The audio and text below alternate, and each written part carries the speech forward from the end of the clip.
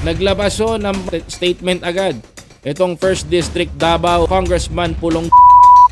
Sabi niya ho dito, mga kababayan ko, libasahin ko sa inyo ha. Si Tililing Trillanes pala ang pinadala ng mga bangag para sa welfare check kay PRRD. Baka magkalat lang yan ang virus mo dyan. Di ka naman na-inject ng anti-rabies shots. Oo nga pala, strict ang Netherlands. Siguradong dinaan ka muna sa quarantine ng mga hayop. Kasama mo rin ang tuta mo na si Las Cañas. Sabi daw dito.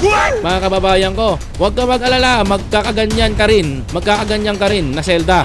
Hintayin mong umuwi sa Pinas at harapin ninyo ang mga kaso nyo. Mga duwag kasi kayong mga sundalong kanin. Sige, balik ka na. At nang magka-report ng amo mo na si Bangag ng mga bangag ng mga praning, sayang ang flood control, flooding na binayad sa'yo. Nako.